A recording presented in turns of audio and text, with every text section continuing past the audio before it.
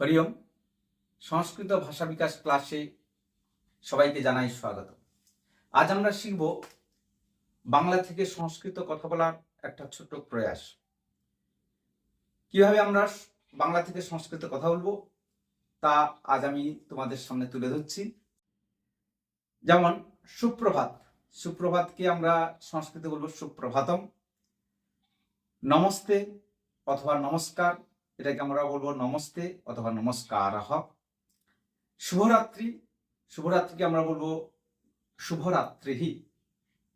প্রণাম, প্রণামকে আমরা বলবো প্রণামঃ। ধন্যবাদ, ধন্যবাদকে আমরা বলবো ধন্যবাদঃ। কি বললাম? ধন্যবাদঃ। স্বাগত, আমরা ওয়েলকাম জানাই, সেই স্বাগতকে আমরা বলবো স্বাগতম।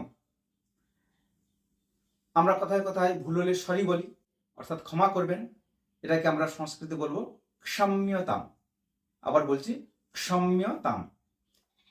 চিন্তা করবেন না, অর্থাৎ আমরা মাঝে মাঝে বলি চিন্তা এড়াতে ডোন্ট ওয়ারি, সেটাকে আমরা বলবো চিন্তা মাস্তু। কি বলবো? চিন্তা মাস্তু।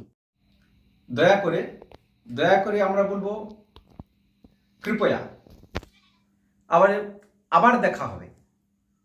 আমরা যখন একে অপরকে ছেড়ে চলে যাই তখন আমরা বলি আবার দেখা হবে, তখন আমরা এটাকে আমরা সংস্কৃতে বলবো পুনর্মিলামঃ।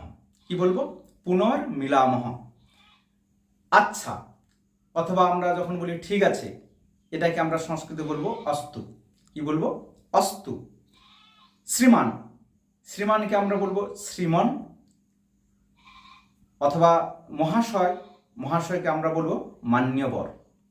মহাশয়কে আমরা কি বলবো? মান্যবর। আর শ্রীমানকে বলবো শ্রীমন। মাননীয়, মাননীয়কে মান্যবর, এভাবেও আমরা বলতে পারি। মাননীয়া, মান্যে।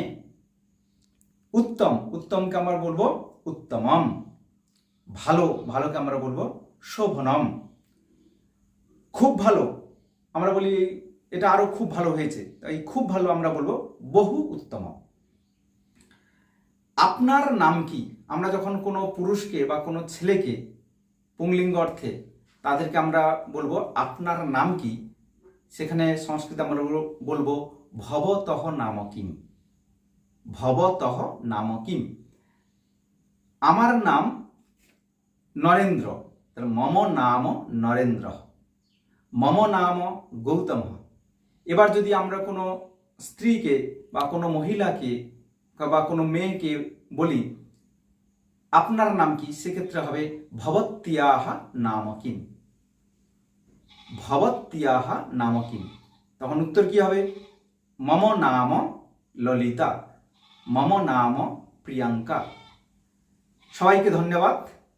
আমার এই ভিডিও ভালো লাগলে অবশ্যই শেয়ার এবং সাবস্ক্রাইব করবেন।